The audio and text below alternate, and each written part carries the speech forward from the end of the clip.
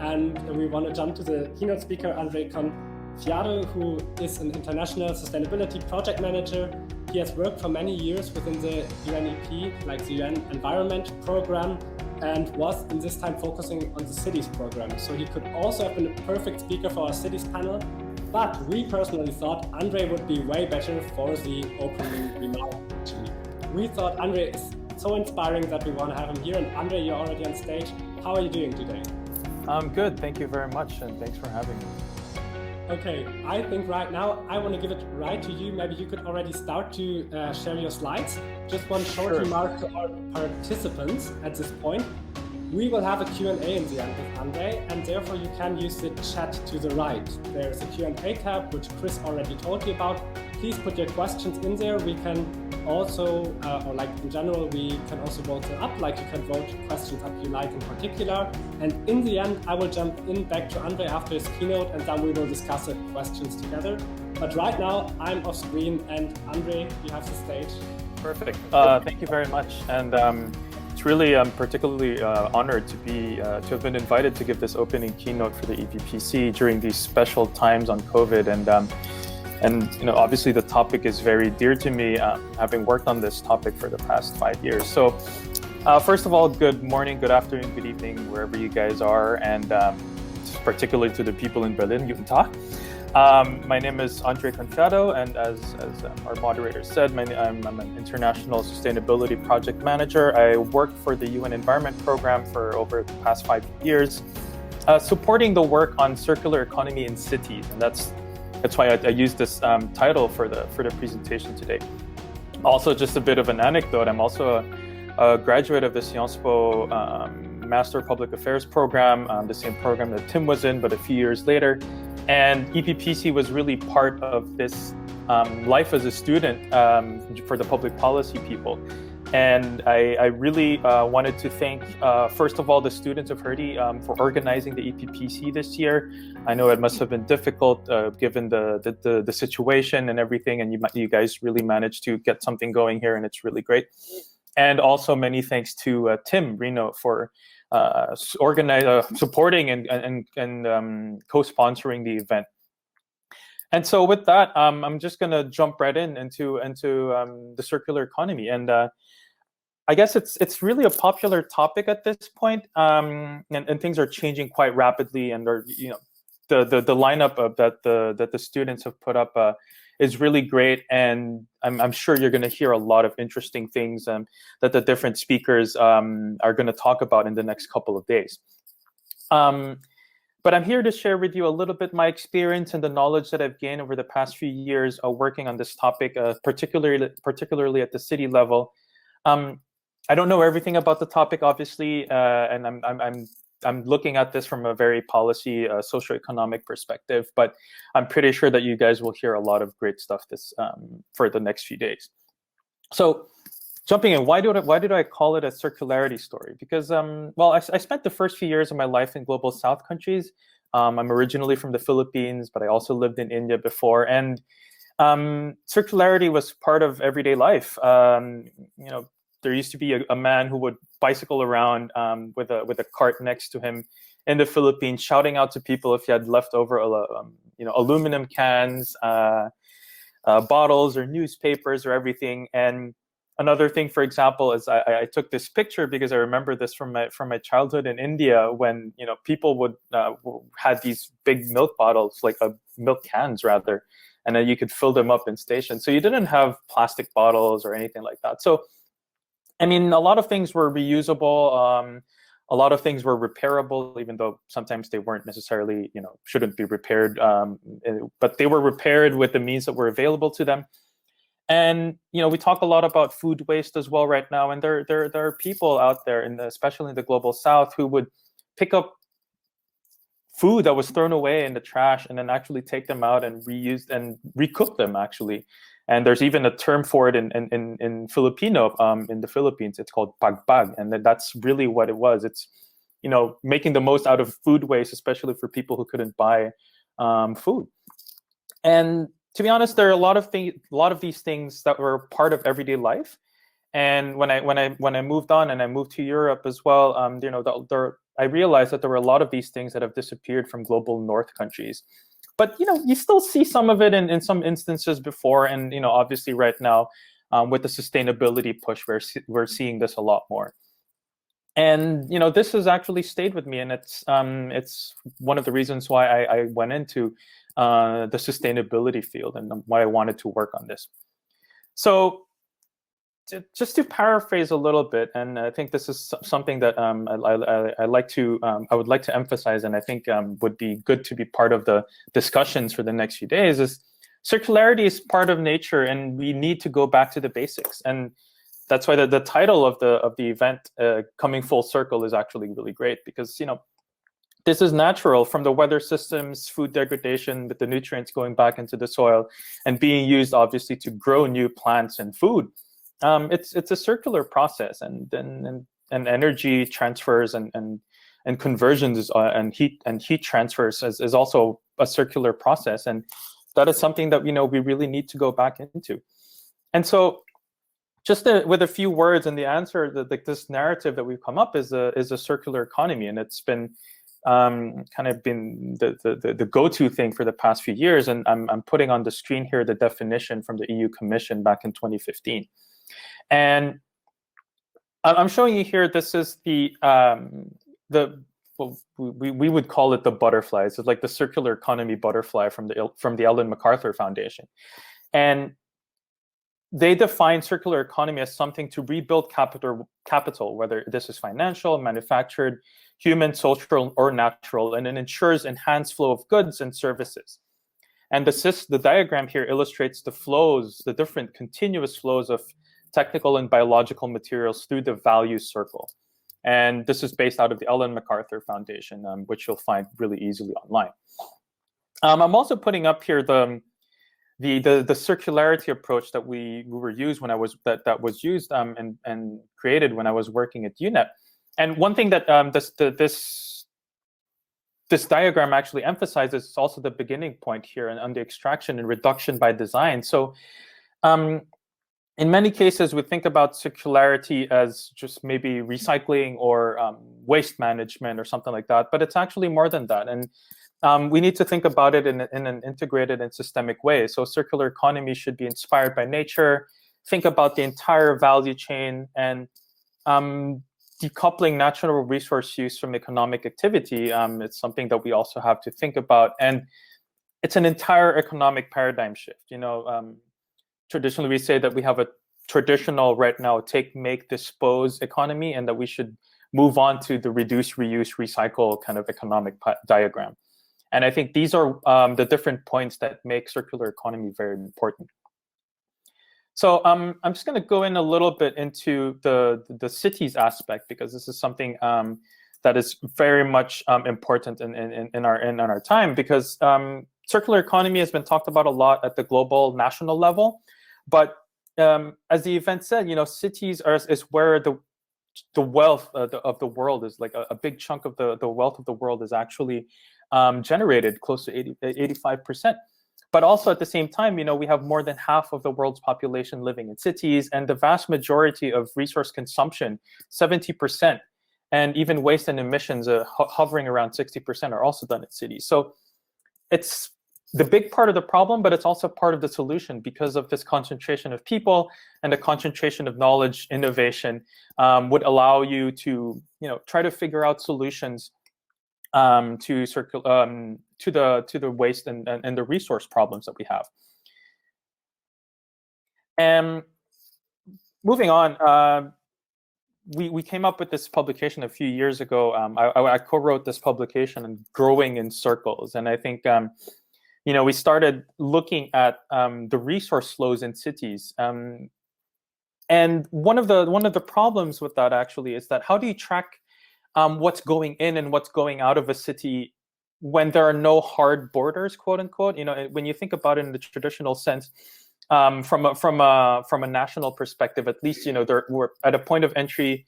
You can check what's going in, and then you can check what's going out. But this is the border within cities is a lot more fuzzy, and you won't be able to to really track this properly. And this was tedious. And this is even more problematic in global South cities, or even in secondary cities in European cities that don't necessarily have the infrastructure, or the data infrastructure, or the technological infrastructure to do the tracking. And even more, like just explaining to policymakers, what we were doing, why were we tracking this? There were certain instances where this was actually tedious and very complicated and time consuming. And the thing is, and this is the reality of policymaking, and I'm sure this will resonate to all of you, is that you need the buy-in of the policymakers and decision makers in your city, and also from the individuals living in those areas. And you need this backing in order to move forward. So just showing you something that we worked on, and also at UNEP, is that these were a set of about 2,000 indicators that we actually analyzed, and looking at the circular economy, like what was the circular economy indicators tracking. And you can see from the screen that it's primarily economic. You're using economic indicators or environmental indicators, but what was missing is actually the well-being. So we can see gender, we can see safety, telecommunications, and well-being below that. You cannot see it on the screen anymore. And none of the indicators that were being used thus far were actually looking at what how people were faring. And this is a conversation that I would like to put on the table for the EPPC this year, because we need to talk about the just transition and how it's impacting individuals. And so, as I mentioned earlier, the circular economy narrative actually stemmed from this work that we were doing on looking at the resource flows. And the narrative changed to circular economy because we really needed something that would sell. And by sell, I mean, how do you encourage and promote the sustainable transition to policymakers or decision makers or local stakeholders who wouldn't necessarily understand this. And I guess you can say that circular economy, spoke to them. They understood that's sort of what it meant. And we're talking about the economy and jobs, and cities with the domestic material consumption was actually really great for this, and they were buying it. So at the same time, we talked about circular economy to the cities, and telling them, like, hey, this is actually a thing that you can put into place that would give you cost savings and you have to just rethink a little bit about how your city is consuming. What is the urban metabolism, which is actually what the framework that we use when we think about the economy as a body, putting resources in, using them, stocking them, and putting them out. And at the same time, another consideration is that you need to make sure that this transition actually benefits everyone, the most vulnerable and the marginalized sections of the population. And obviously, circular economy as well, this narrative and this work actually has links to, has climate considerations. McKinsey research, McKinsey and the Ellen MacArthur Foundation did research on this and said that it could lead to about 48% in emissions reductions if you put in a circular economy transition for mobility, food, and the built environment, so buildings and houses and everything. And 48% reduction by 2030, 85% by 2050 compared to 2012 levels. So, I mean, this is huge. But one thing that also have to take into consideration is, you have to look at the different products and what you're consuming or what you're putting in throughout the entire value chain. So, and this is what the circular economy can bring to the table. And the circular economy raises questions in supply chain and behavior, and this is what makes it quite powerful. One thing that I would like to add here is, when we were working on circular economy, as I mentioned earlier, we used it as kind of the entry point for the circular economy was the jobs, and this is something that really resonated with policymakers. when we were talking to them about water flows and where were the stocks in their city in terms of water, where were the reservoirs, where were they consuming the most energy, it somehow became a little bit abstract. But when we started talking about the economy, economic growth, and jobs, it really spoke to them. And this is, as I mentioned earlier, I think in your professional or future professional lives as policymakers or policy professionals, you would have to take into consideration this reality. You have to be able to sell the policies that you want to put into place. And we looked at jobs as an entry point because it spoke to people, and we developed. I supported the development of a methodology on how to calculate the jobs in a circular economy based on a number of factors for each economic sector. And this is actually quite new and revolutionary at the time when we started doing it, and it really spoke to people. And I think that this is something that we want to think about in the circular economy as well. The EPPC right now for this year, you're also talking about digitalization, and obviously this has a big impact as well on the circular economy, and a lot of the things that we're seeing as individuals right now. It's part of the transition. We're looking at new apps as well for for tracking food that would have otherwise have gone to the trash, like Too Good to Go or Phoenix. Here in France, you also have Vinted for clothes. And in a way, these are things that used to be done kind of quote unquote organically, but now thanks to digitalization and startups that have come up with these great ideas, we are able to bring this up a little bit and bigger and up to scale because of the reach that these apps can have. And I'm sure you guys will hear a lot more about this from the different speakers later on. And I just want to show you something regarding digitalization as well from a partner that I worked with before, Circular Economy, on the 7 key elements of a circular economy, not specifically in cities, but a circular economy in general. And you can see there that digital technology is there, and it needs to be incorporated to track and optimize resource use and strengthen connections between supply chain actors.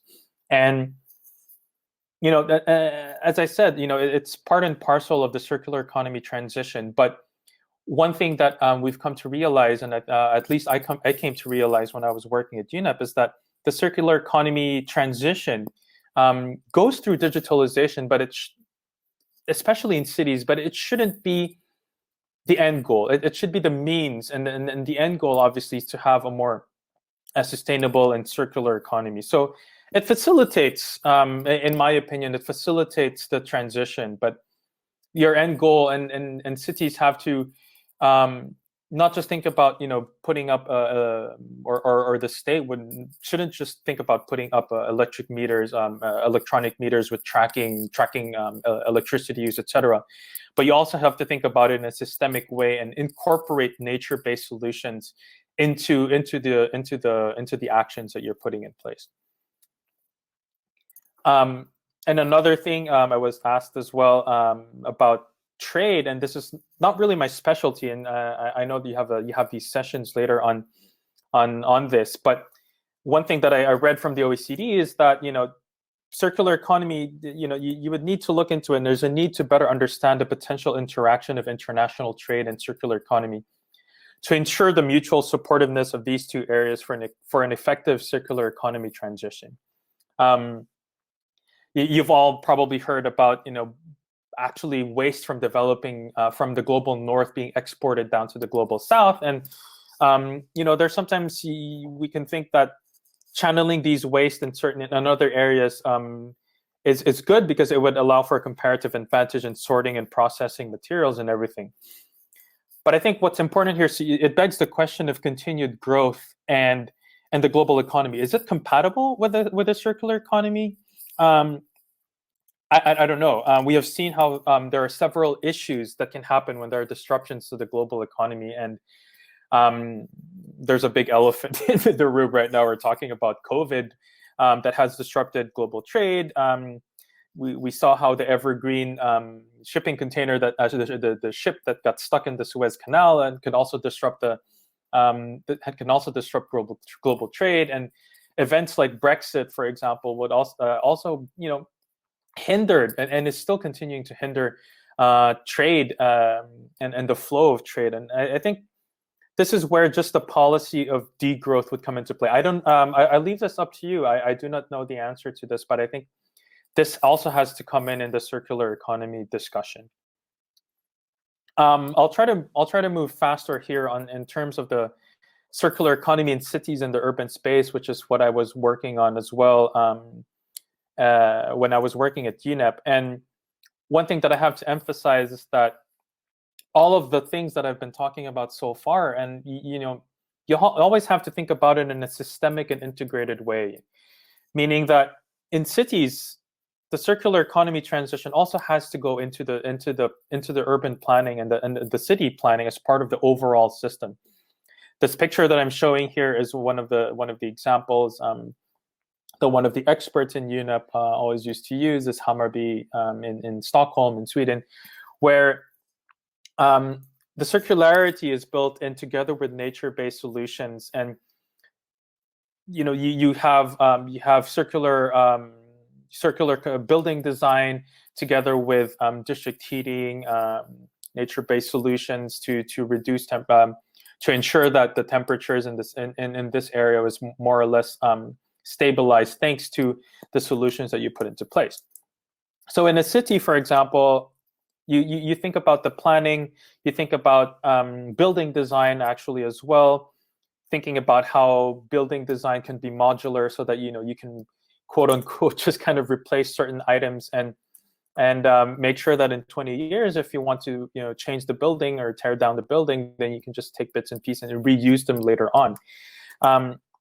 You also would want to integrate circular systems into your building. So I was talking about district heating and cooling earlier, depending on the area, and you also want to be inspired by nature in terms of your building design and using the architecture to make sure that you don't necessarily have to use either cooling in hot countries or too much heating in colder countries. And this is really absolutely important as well. It's circular city procurement and circular city planning in terms of mobility and nature-based solutions. This is obviously context-based, and it really depends on the area where you're working at. So there's no one solution or one solution that fits all. These are solutions that you really have to work together with the local partners at the local level and with the different stakeholders. So I'm coming in to the tail end of this keynote, and I think I put all of these previous ideas and thoughts before because I really want to talk about the discussion of building back better and greener. I'm sure you've heard of this a few times already. Building back better and greener in a post-COVID-19 world, and this narrative is becoming very important, particularly for the vulnerable and marginalized sections of the population. Especially in the global south, where the informal economy actually has a big share. And I was talking about maybe, I guess, informal economies earlier in my example of the circularity story. How do you bring them together? How do you include them in this transition?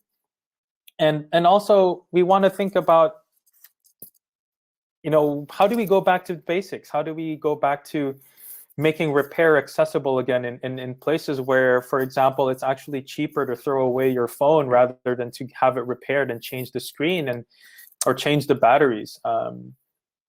Why is it that these things it's more expensive to just buy to repair something? We've already started talking about this. Putting up repairability scores in France, for example, is something that was just put into place. And also at the same time, for the global south, you want to talk about upgrading and strengthening the repair culture that's already there. But obviously, with the global economy and global trade, cheaper materials and cheaper items are actually coming in, and then it's something that now we have to think about, because do we want these places to follow the same development path as the global north countries, or do we want them to leapfrog into the circular economy globally, and at the same time ensuring that the transition is just and equitable? So one thing, this was mentioned earlier by Tim, is that the EU Green Deal is actually was actually put in place early last year rather, and it places an emphasis on leaving no one behind, and it's a rather comprehensive plan, right? And part of this Green Deal is also the Circular Economy Action Plan. It recognizes the need to expand sustainable and job-intensive economic activities, low-emission technologies, and increasing the market for secondary raw materials. And maybe something to think about as well. In buildings, for example, I was just thinking about this, where in certain places it's actually illegal to mix, to put in the pipes used water, and then that could otherwise be reused, for example, for flushing your toilet.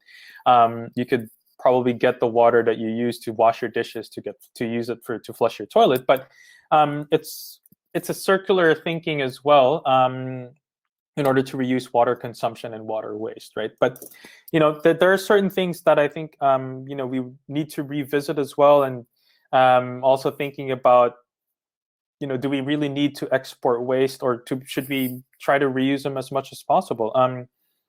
At the same time, and this is something that you guys at the conference have also emphasized as well, is that the EU has this.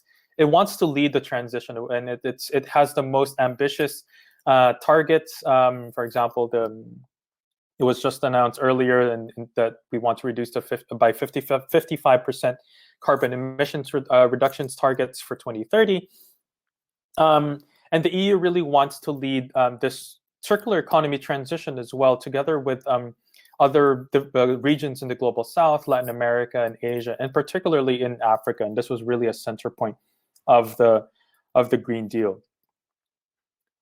So I am borrowing this image from my work before, because I specialized and I've been working on cities for the past 5 years, and I think it's important to think of the entire picture. How does everything interact? What are the intersectoralities? How does one action actually impact other sectors?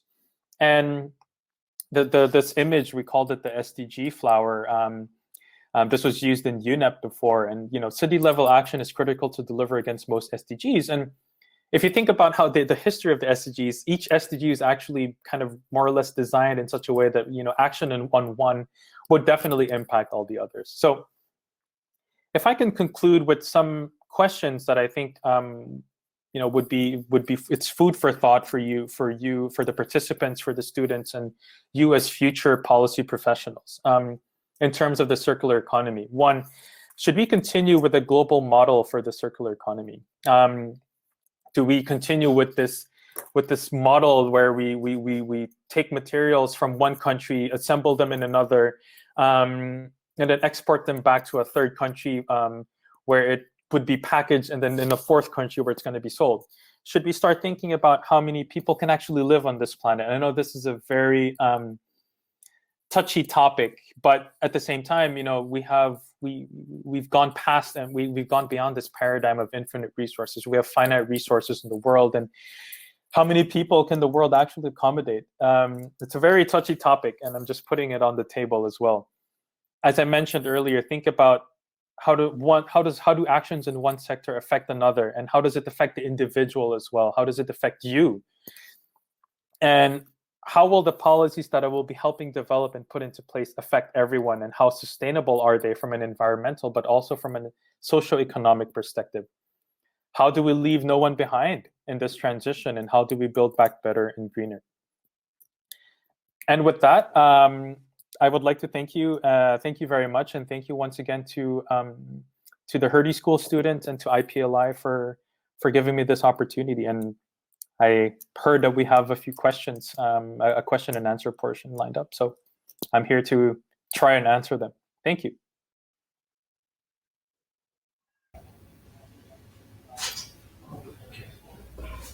Okay, thank you for your short input, Andre. And I think we had some feedback before. So just for in terms of feedback and everything, we're very sorry for that. We're trying to work on that. We're really quiet in this room and try to make it work. If there's any more feedback from Andre to me, just put it in the chat directly. Our tech people are monitoring it. So that's all working well. So maybe the first question to you, Andre, is a very general one. And that is one, how can we use circular economy print? No, that's not the general one. The general one is, what do you think is an indispensable condition for the achievement of circularity? Good, very good question. Now, what is indispensable to it? What is indispensable to achieve the circular economy? I think one important thing is really the systemic action. We cannot just work on one thing. We talk a lot about, people need to change the way they consume. People need to change the way they behave.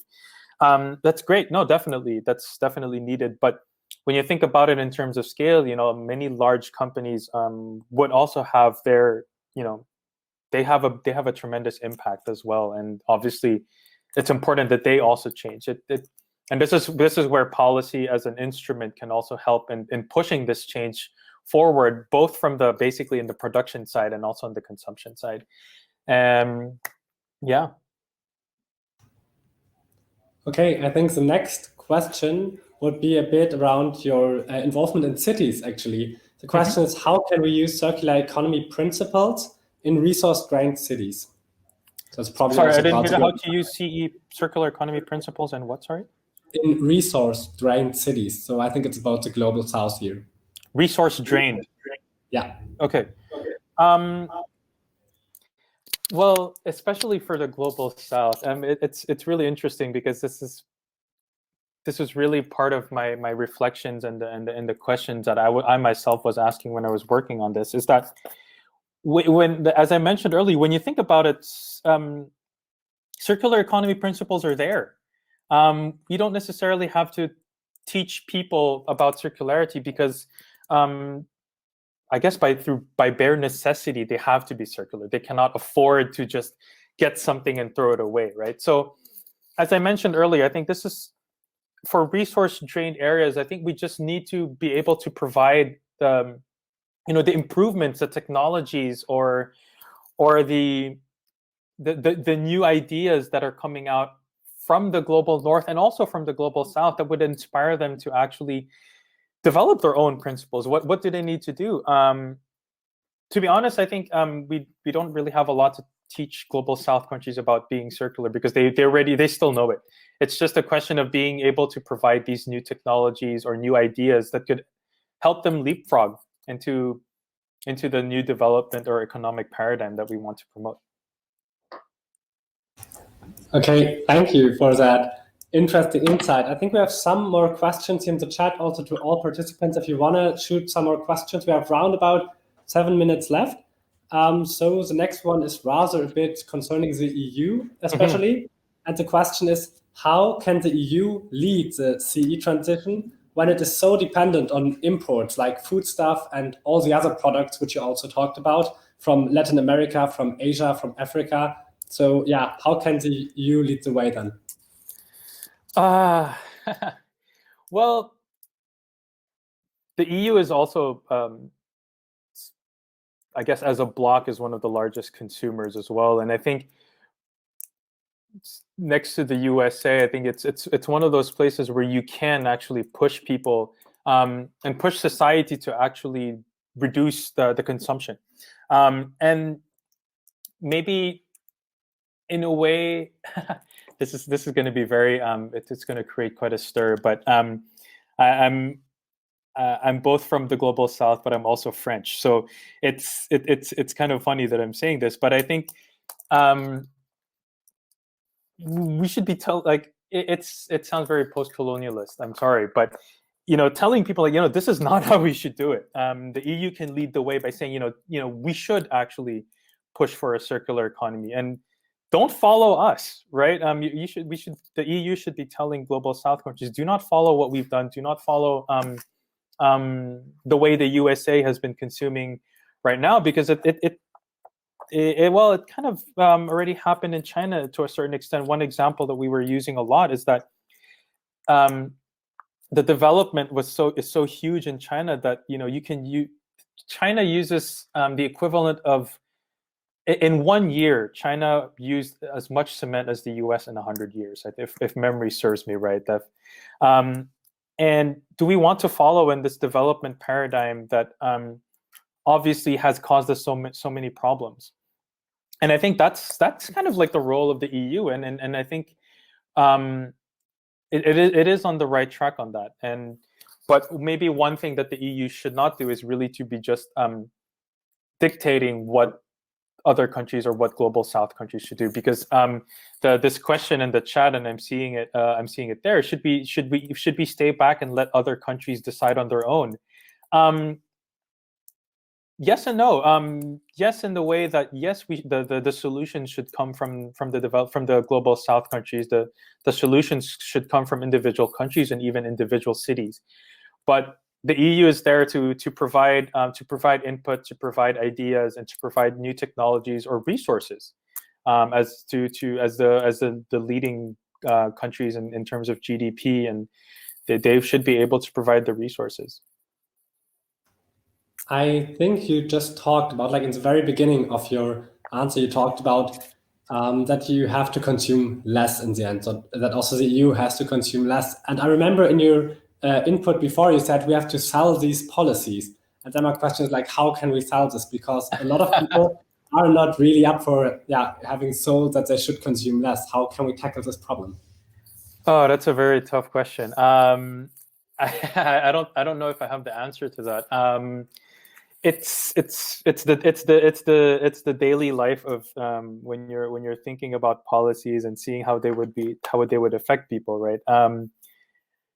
It's, I guess, one way, in one sense, the quote unquote scare tactic that was used a lot hasn't necessarily worked. Maybe the monetary argument would probably fare better, both from the policymaker side, but also from the individual side. How much money can you actually save by consuming less? And one thing that I also thought about before is that, and I find it, I think that it's happening right now.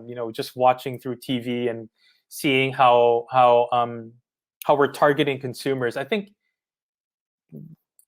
we should be making it cool. We used to, I remember when I was living in Berlin, the Green Party, the Die Grüne was just kind of like, who are these people? Tree huggers. And in France, it was also very much the same thing. But, we saw it during the European elections. We saw it we saw it in the municipal elections here in France as well. It's starting to be something that's actually very important. And I think we might need to make it cool. We should make it as a kind of like a luxury product, then maybe some people would actually like, oh, I want that because it's a luxury product. Who knows? I'm really bouncing ideas off of you, and maybe you guys would be able to think of a better solution for it. That would be, yeah. Thank you. I think we really like when you bounce around these ideas, because you had so much to do with it in the circular or the cities part of the UNEP. So we just like to hear your ideas. Here, I think we have time for one last question, and that's a bit connected to what you just said. And it's about the whole profitability of circular economy, that some companies would say, hey, it's not profitable, that's why we're not doing it. And maybe do you have any experience in that sense, how you can make people or company think, okay, no, it's actually profitable, or it could get profitable? Do you have any best practice there for us, maybe? I have to admit that I wasn't directly involved with private sector actors in this work on circular economy. We're mostly working with local governments. But, I think the economic argument for the circular economy, I think, I mentioned it in that study by McKinsey on the cost reductions that you can do to do this transition. And I think that's where that's the crux of it, really. Talking about the cost reductions, talking to companies and saying like, hey, the world is changing. People are changing little by little. Maybe you'd want to get on this bandwagon. Maybe some of them will be greenwashing things. It will happen for sure. And you see it. I see it all the time, and I think like, okay, that's a bit of greenwashing. But if they've started to do greenwashing, and then as an individual and as a consumer, you'd want to also educate yourself and be educated about it. Then maybe the I can't believe I'm saying this. This is funny, but maybe the market will correct itself in that sense. But we need the push from policymakers and future policymakers like you guys to be able to make that push. Okay, thank you for all these insights. Maybe one very last question to you before we need to get going. And that one would be, you said we need to change everything little by little, and people are changing little by little. We will be maybe future policymakers in our audience here, but what can we do right now? When you have seen maybe all in your environment program in the city thing, we all live in cities. So is there anything you would say you would tell us, do this right now? That is one thing how you could make the world a more sustainable place, your city a more sustainable place, or even more circular space. Maybe I'll just correct myself. I think it shouldn't be little by little. I think the urgency is there. We need to start changing right now. And I think the in one sentence, you got to walk the talk. Okay, perfect. That's what we want to try to do this conference, and I hope that doesn't only count for us on this side, that hopefully counts also for all our participants. Please walk what we all are talking about. So right now, thank you, Andre, for giving all these insights. It was an amazing intro to our conference. And we are right now